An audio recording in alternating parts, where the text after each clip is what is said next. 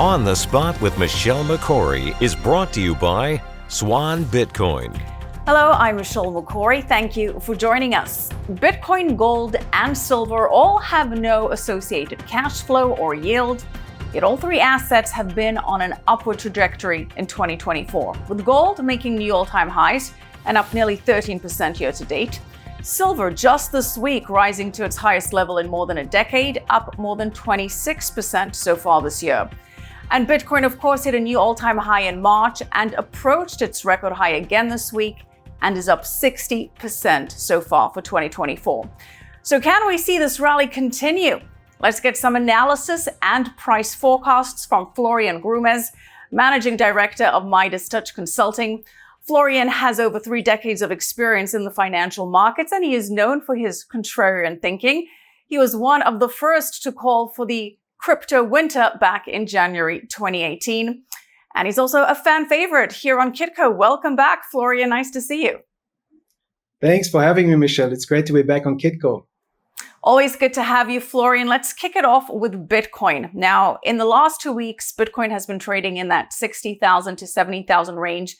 It moved above 71,000 early in the week, currently sitting around 67,000. Year to date, up 60%. As I mentioned, we did have that all-time high of just under 74,000 in March. What's next here, Florian? What are the charts telling you? Yeah, let me share my screen here. So obviously, I'm only cooking with water like everybody else. I have no crystal ball, but I'm giving my best and honest analysis here. So the first one that I would like to chart here is Bitcoin versus the Nasdaq. I think it's pretty obvious that Bitcoin is very much correlated with the stock market. And you can see here Bitcoin versus the Wisdom Tree 3 times leverage ETF. Obviously, it's not exactly 1-to-1, but they match each other pretty much. And so you can make the case that Bitcoin and tech stocks are strongly correlated. And if that is the case, and I think it's obvious, then we have to look at stock market seasonality. And I need to remind you of the old adage, sell in May and go away. This is the Dow Jones seasonality over the last 127 years. Usually you'll find a top somewhere early May and then towards and into the late summer, early autumn, around October, September. Usually the worst month is September. Stock markets have a pullback. And that's also the best time to buy the stocks. And then usually they have a nice year-end rally. So since Bitcoin and tech stocks are strongly correlated, we can see similar pattern in Bitcoin seasonality. Usually Bitcoin tops out somewhere in May, June, and then has a downtrend into September and October. And you can see August and September are usually the worst months for Bitcoin. So I personally look for a bottom and a good buying opportunity somewhere in that time frame, because towards the end of the year, then you usually get a strong Bitcoin rally again. And if you remember last year, it pretty much matched that seasonal pattern. It was, I think, in mid-October when the ETF hype started, and Bitcoin was able to start the rally at 25,000 and went up all the way to 75,000 the following months. So that's kind of like the seasonal analysis here, which I always like as a first layer. And then we can look into further into the technicals here. So sell in May and go away. So let's talk about the technicals in terms of, what support level do you see for that projected bottom in September where you say it could be a good buying opportunity? What are the sort of support lines that you anticipate as we see Bitcoin starting to sell off? Sure. Look, let's zoom out a little bit further. First, this is the Bitcoin chart over the last 5 years. You can see this big bull market between 2019 and 2021 when Bitcoin topped out at 69,000 in November 2021. You had this bear market, minus 75% pullback. That's hard to sit out, but if you're hodling it, you had to. And we had a very nice bottom here in December 2020 to January 2023. I came out with a very bullish piece back then. I said Bitcoin is going back to 50K. It took a bit longer than I expected initially. This is the September, October I just talked about last year. That's where the ETF hype basically started. And overall, we've seen a rally of 376% within 16 months from the lows of that bear market. So that's a pretty strong rise. Of course, if you compare it to former Bitcoin rallies, it's maybe a little bit disappointing, but overall, it's still a very strong rise. And what you can also see on this chart already is that Bitcoin is kind of like stalling out here, consolidating, going sideways, trading basically between 60 and 70K most of the time. So if we zoom in onto the daily chart here, you can, I mean, that's my case. I'm making the case that Bitcoin is probably working on a cup and handle pattern here. And this is the strong resistance that it needs to break through. Currently sitting, roughly speaking, around $74,000, $75,000. Usually, these cup and handle patterns take more time than most people anticipate and wish for. So we've seen a similar pattern, much larger actually in the gold market. The last 13 years, I don't think it's going to take that long for Bitcoin, but at least I would say a few more months here for the handle. Of course, if it's going to be a beautiful Italian espresso cup, then maybe the handle might be a bit smaller, who knows. But generally speaking, I assume a pullback over the weaker summer months into, let's say, 48 to 50,000 kind of range. If Bitcoin were to retrace the 38.2% retracement from this whole rally since the bear market low, we're talking about $52,500. So that's basically the range that I see. And maybe more or less we could see something like this. So that means somehow a low towards September, October maybe, and then really towards the end of the year and a breakout above 75,000, which would then take us quickly probably to $90,000 to $100,000. Wow, okay. So you could see it dropping as low as 48,000, 50,000 as a support line in that summer doldrum? It could be. That's not necessarily the worst case scenario. It's also not the best case scenario. I mean, we know that Bitcoin can be very volatile. Right.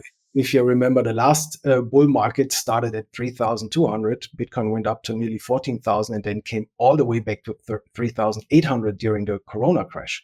And then it took off to 69,000. So this asset is volatile and could easily pull back again below 60K, below 55K, maybe even below 50K, yeah. But I don't think it will stay there for a long time. So it probably would be a quick spike. We know it's a volatile asset. That much we know, Florian. Not for those with a weak stomach. So what would be the narrative then, do you think, that could send it driving up higher to a new all-time high that you expect in by the end of the year? What would be the catalyst for that? What could be the narrative? Yeah, I mean, you're making a good point here, because I think that's also a little bit of a problem right now, that there is no real new narrative for Bitcoin at the moment. So since the ETF is out, what more of a narrative? And the halving, exactly. So the only narrative that is around the corner at the moment is the Ethereum ETF. But for Bitcoin, it probably will be just new liquidity injections by the central banks. I think that will be the main driver over the next 1.5, 2 years. So generally speaking, I mean, at some point, most likely, they will be forced to lower interest rates again, stabilize the financial system with more injections like they did last year over 1 weekend, printing $400 billion base money. So things like that could quickly become the new narrative then for Bitcoin and could drive prices strongly higher again. So Fed injecting liquidity into the market via rate cuts or some other way. You mentioned, obviously, Bitcoin, a volatile asset. We certainly know that. And we recently, this week, celebrated Bitcoin Pizza Day. That's on May 22nd. And of course, that's the historic event commemorating when in 2010, a Bitcoin developer paid 10,000 Bitcoin for 2 Papa John's pizzas. And we know it was the first real transaction for Bitcoin, hence a very momentous time. Value of 10,000 Bitcoin amounted to about $41 in 2010. So at today's prices, that would be around $700 million. That is a very expensive paycheck for a price tag for 2 pizzas there, Florian. Now, speaking of volatility, last year, the price on Bitcoin Pizza Day was 26,773, right? In 2023, we're at, it was around just under 70,000 less Bitcoin Pizza Week. So where do you see Bitcoin at the next Bitcoin Pizza Day, considering we had such a difference between this year and last year of 26,700, give or take? May 22 of 2025. Where do you see Bitcoin? I would say above 100,000 for sure, maybe around 120,000. I think if it breaks above that 75,000 resistance level, it could actually rally quite quickly. So yeah, let's say 120,000. Okay, 120,000 Bitcoin by next Bitcoin Pizza Day. Florian, equally important question. What is your favorite pizza topping? Oh, that's a good question. I think it's just mozzarella. Just mozzarella? That's not a topping? Yeah. All right, you like the plain cheese pizza. Right. I like olives. Olives are my favorite topping. Olives. I like a Napolitana, olives, anchovies, like some mushrooms. Controversial position.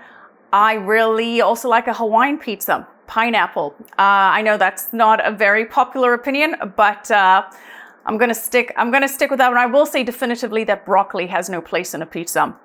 Okay, and now speaking of some controversial opinions, there certainly was a lot of controversy when we had BlackRock, the world's largest asset manager, stepping into the Bitcoin space. And we certainly didn't think that we'd see institutions back in 2010 launching spot Bitcoin ETFs. And it has been an issue of debate, much like pineapple on pizza, as to whether it's actually contrary to the ethos of Bitcoin to have it now embroiled in the traditional financial system, which it was supposed to be a counter to. And there's been some recent concerns expressed by Tyler Durden. That is the pseudonym for Zero Hedge, or the posts under Zero Hedge content. And he posted on X. By the way, Tyler Durden is also part of the digital asset fund Soap Capital, and of course, the name coming from Fight Club, for those that where they made soap, as another reference there. But that's the pseudonym for Zero Hedge, which has a lot of credibility in terms of its information. And he posted on X that BlackRock can take as much Bitcoin as they want from Coinbase, and the transaction is recorded off-chain. I'd like to see all of the ETF's wallets. This means they can borrow Bitcoin from Coinbase to short and are not required to show any proof they hold one-to-one. There's also a 2 to 30-day settlement. All settlements are done in cash. The writing is on the wall unless someone can find the ETF wallets on chain. There's a leaked trade a few weeks ago. Someone, a very large entity, pinged Bitcoin and MicroStrategy at the same time. Godspeed, my brothers. Now, this X post comes in reference to the fine print in the ETF, which reads what they have there in terms of what Coinbase posted up there. So what do you make of this, Florian? I mean, how concerned should we be about that? Well, the ETF is the main reason that I lost a bit of my enthusiasm for Bitcoin. I mean, I bought my first Bitcoin below $100 in early 2013, and I was amazed by the sound money idea, and I really fell in love with Bitcoin. But I've been always very skeptic of this ETF because, first of all, I don't trust in ETFs, generally speaking. And in this specific case, I mean, the mantra is not your keys, not your coins. And in this case, you buy basically a derivative of Bitcoin. Yes, maybe, most likely, the institutional issuer of the ETF will buy those Bitcoins, but it's hard to really control. And it to me, it feels like a black box. They can do lots of things behind the curtain, basically. And you don't own the Bitcoin. You just own basically an IOU. And so I think it's the only thing that's now happening is a big speculation, but it's not the original idea of Satoshi anymore. And so I never understood the euphoria about the Bitcoin ETFs. Of course, in terms of price, it will help to push Bitcoin above 100K. But the original idea, I think, is perverted. And that's why I lost a bit of my enthusiasm for Bitcoin. And I would never touch those ETFs personally. Right. You take self-custody of your Bitcoin, not your keys, not your coin. But, in terms of price, this has been a positive for the price. Can this be a negative for the price when you have these big players in control here? Well, I think that the big institutional money and basically Wall Street realized that they cannot control and conquer the Bitcoin network. So they decided to embrace it. And now those ETF issuers, those ETF banks like BlackRock, I mean, they're going to be the largest holder of Bitcoins. And what can you do? I mean, you're completely depending on how they want to play prices in the end of the day. I mean, we had these discussions over the last 20 years with the gold ETF, the GLD, when it came out, and it's still questionable if all of the gold that they are supposed to hold is really there. We've also seen that during the bear market in gold in 2011 to 2015, all these ETF holders quickly sold their gold with one mouse click. And I think also that they took away a lot from the money flow towards mining stocks. But it's not the original idea of Bitcoin anymore. So I'm very skeptic about this in the long run.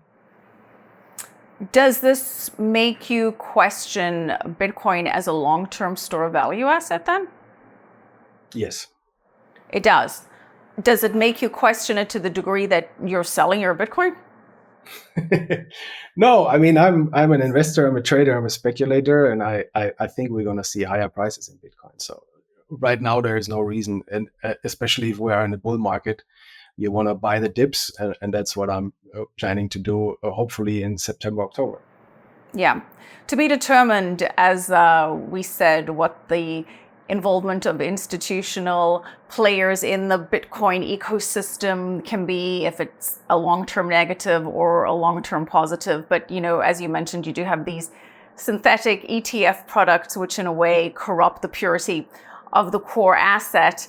And we're now waiting for approval of the ETH ETF, spot ETF. It doesn't look like it's happening today. The deadline came and went. And we did have 6 issuers, including BlackRock, updating copies of their ETF proposals ahead of a decision that was expected today. All applications removed plans to stake the token, which is interesting. And that signals that activity may have been one of the regulatory roadblocks to approval there. So the SEC had to make a final decision, but it doesn't seem like it came up with anything end of day Thursday. Without getting too much into the ETH story here, do you think it is likely to happen that we now have an ETH spot ETF?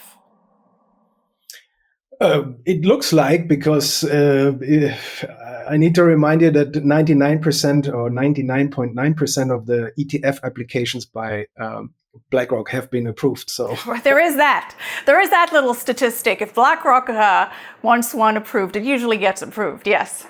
So I think breaking it down to simple terms, I think that's probably what's going to happen. So, and we know that Larry Fink, the CEO of BlackRock, has been very strong on tokenization of all assets, and that would probably involve the Ethereum blockchain. Hence, he could have a desire to get this ETF approved. What would it mean in terms of impact on Bitcoin demand or on the price of Bitcoin? Very different assets, obviously, for those that understand the crypto world, right? But for those retail investors that may not have the finer understanding of why Bitcoin is so different from ETH, and to say, hey, I want some crypto exposure to my portfolio, what do you think that could mean for Bitcoin demand? Could that be a positive? Could that be a negative? I would say it's probably more of a positive in terms of prices. I think there's generally more demand, more attention coming to digital assets.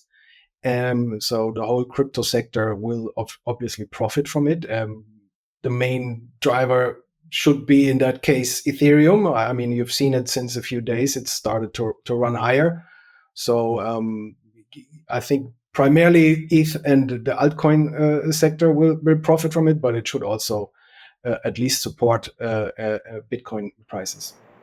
Right. And a lot of this change from the SEC and Gary Gensler, it's believed to be very politically motivated. Ahead of the election, there's increasing bipartisan support for digital assets at large from all of Congress.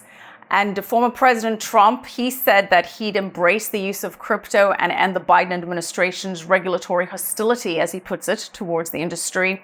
The Trump campaign is also now accepting donations in Bitcoin and in cryptocurrency, so really leaning into that voter base. I know you're over there in Bavaria, in the lovely countryside of Bavaria, Germany, but do you see Bitcoin and cryptocurrencies becoming a much bigger issue in this political cycle? Yeah, I mean, I think it's obvious that Trump wants to get the votes of the young people, and Joe Biden so far has been pretty much against crypto. So I think it's obvious what Trump wants to achieve here, and it makes sense. I mean, it's a big topic among young people nowadays, and so it will play a role in this election. Yes. Right. So we could probably see a lot more bipartisan support for Bitcoin. Let's move on to gold. Let's go from digital gold to real physical gold. And gold hit new all-time highs on Monday. We had spot prices rising to nearly $2,450 an ounce. Gold has retraced back a little bit, in fact, more than $100. It's currently at around 2,330. So help us break down what we're seeing with gold. What are the support and resistance levels here?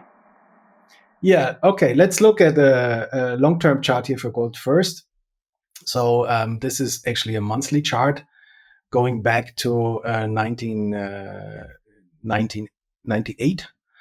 And what you can see here is this beautiful long-term cup and handle pattern. And finally, gold managed to break out in February, March this year. So this pattern has been in the making for 13 years. And many times over the last 2-3 years, I have warned gold investors that this handle here on the right side might take longer than they anticipate. And in the end, it did. But now we have the breakout. The pattern is confirmed. And gold basically rallied since last October, 35% in 7.5 months. That's pretty good for the old-fashioned gold. Of course, the crypto friends might not be too amazed by this, but for gold, it's a big move. And if we zoom in here into the gold chart, you can see that this is the resistance line that gold had been running against it, the $2,075 range. And finally, in late February, early March, we got a sustainable breakout, and quickly gold rallied up to $2,431. Very nice rally. And this is the top here in mid of May. It came all the way back down to 2,277. And thanks to silver, which took the lead, gold also pulled back up again and managed to reach a new all-time high this Monday at 2,450. But since then, we clearly see a strong pullback again. And looks like it's dropping like a stone at the moment. It's down already $120 from the top on Monday. And you can make the case that this might be a double top. You can make the case that it looks a bit tired, the gold price in the last few weeks. My initial target was at 2,535. So far, we made it up to 2,450. Seasonality is now not that constructive anymore for the gold price or for precious metals, generally speaking. And we got a new sell signal as of yesterday. So I could imagine, and that is my best case scenario at the moment for gold, that we maybe pull back further. Obviously, in the very short term, we might get a pop on Friday and Monday.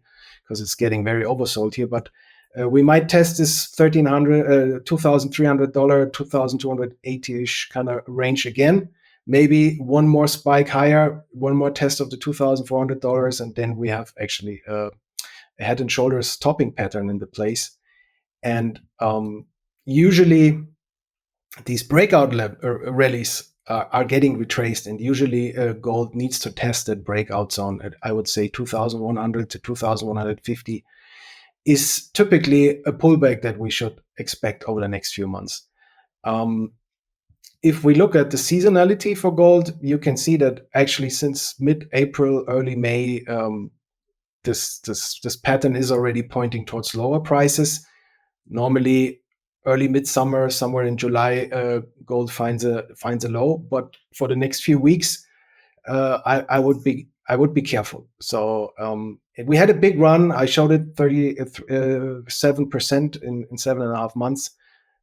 Usually gold needs to take a breather here, pull back towards this breakout zone, $2,100. And that would be a perfect buying spot, because in the longer run, I expect gold to run to $3,000. Now that it has broken above this long-term resistance zone, but it needs to cool down, needs to take a breather. That would be my main scenario right now. Of course, there is also a geopolitical component, because I think this gold rally has been mainly driven by physical demand from China and from central banks. And the Chinese have been buying gold like crazy. I published a piece in February where I clearly laid out why I think gold is now breaking out, because we've seen these pictures out of China during the New Year celebrations over there. You've seen thousands and thousands of people in these shopping centers trying to get their hands on physical gold. And still, until today, the gold and silver prices in Shanghai trading with a premium. And that's the big question: how quickly will the Chinese buyers coming back into the market, actually? And of course, you're just talking about the retail buyers. We know that China's central bank, the People's Bank of China, has been on a massive gold buying spree, adding to its gold reserves for 18 months in a row. Let's talk about, though, you said that you do see gold pulling back to 2,150, around there? Roughly speaking, yeah. Why? What are the pullback criteria? You said that you're getting a sell signal. What's a sell signal? Is it just profit taking? What are the factors behind this pullback? Yeah, I mean, it always takes people to pull prices higher, and then at some point, people sitting on nice profits, and they also want to take those profits off the table. And during those rallies, you certainly see a lot of people joining that rally and using leverage. And again, I mentioned the seasonal pattern.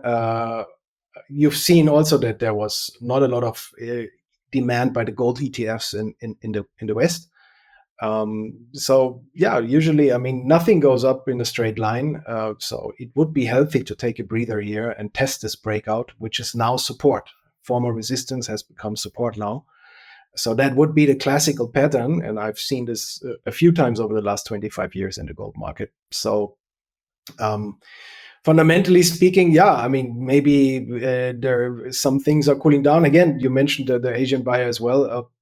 I mean, these are usually more contrarian type of buyers. So we've seen that the demand has been cooling off a little bit in the last few weeks. So usually they wait for lower prices. I think and markets are simply overbought. I mean, if you look at weekly chart, at the daily chart, have become very overbought. And as I mentioned before, we made only a slightly higher high. I mean, the high in April was at 2,431. Now, last Monday, it made it to 2,450. It's just $20 higher. I would have thought that as a final surge for this rally, you would like to see prices go vertical, but this hasn't happened yet, or did not happen at all. So I think at least you see more and more signals on the table now that there might be a reversal, and that we're now seeing a pullback in the precious metals and in gold. But you're comfortable with that bottom for gold at around 2,100? Yeah, I would be surprised if it goes much lower. I mean, this would only be the case if we get into a deflationary crash, of course. Then everything will sell off, and then gold could also go lower. There is still an open gap at 1830. Right now, I don't see how we're going to get there, but in a deflationary crash, in a stock market crash, yes, this could happen. But right now, there are no indications on the table for that. All right. Let's talk about what you see for gold at 3,000. Do you see that for 2024? I'm not sure if we make it until the end of the year, but I think over the next 1-2 years, we probably see gold at $3,000. Yes. Yes. Gold at $3,000 when? Yeah, over the next 1 or 2 years. I mean, again, there's a lot of potential scenarios on the table, and I mentioned the geopolitical situation. We have the ongoing Ukraine war, which seems to continuously escalate. We have today, as of today, new escalation in Taiwan. A few days ago, the Iranian president died in a helicopter crash.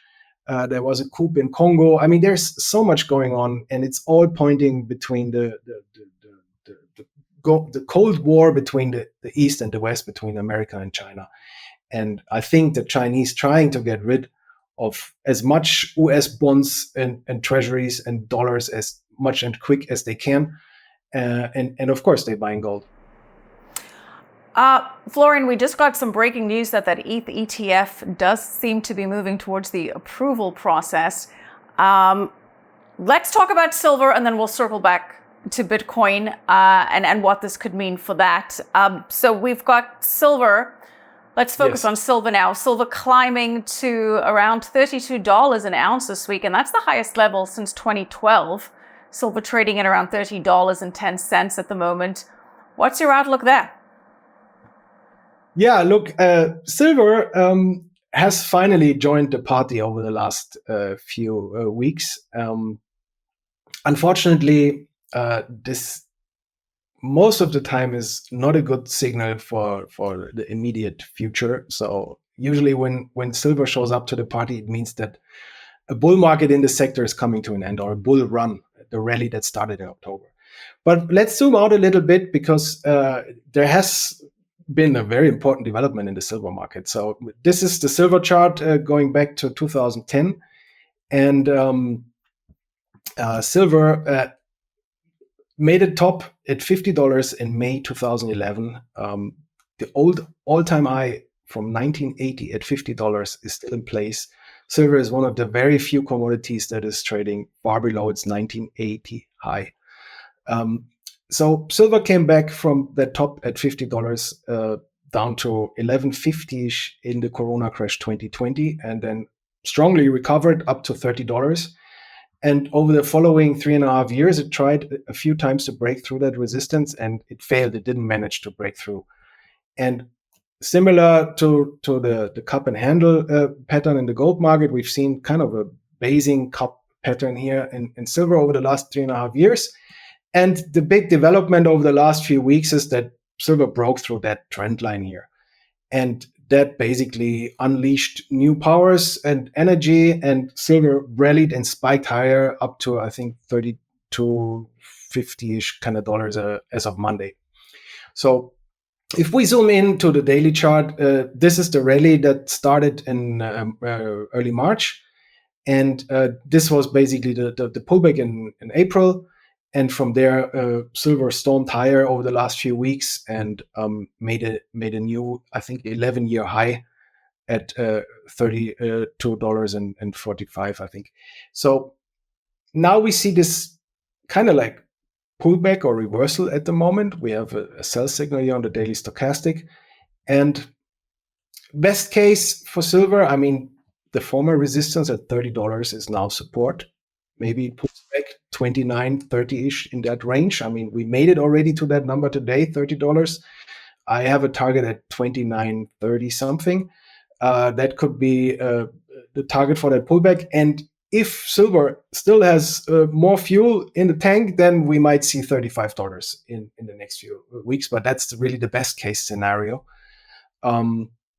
As I mentioned before, usually when silver shows up to the party and takes the lead, and that is what happened over the last 5 weeks, usually it means the end of a bull run in the precious metal sector. So we have to be very careful here. And if silver cannot defend this support zone now, we might also get this kind of scenario where silver would pull back all the way to maybe $26. And then again, the gold and silver bucks have to show more patience, like they've been doing for so many years already. But I think that's the two scenarios that I have for silver. Best case would be we get one more leg higher towards 35-ish kind of dollars. Otherwise, it has topped already, and we are in the pullback already. When am I getting this triple-digit silver that I've been promised for the last 3 years? Look, I am definitely in the camp that silver will go back to $50 at some point, and I'm also believing that we're going to see three-digit silver at some point. Some point. What is the some point here? Well, as 10 I just years, 5 years. No, I think I think within the next 5 years, it's very likely. I think that generally speaking, the setup is accelerating. I don't think we're going to get another multi-year kind of consolidation correction in the precious metals. This is a bull market. We might see a painful pullback over the next few weeks, but once this is done, gold will be back up, and silver will follow. And at some point, silver will take the lead. And remember, 2010, silver went from $17 to $50. 8 months, a super strong rally. Something like this will happen again. The gold-silver ratio has turned.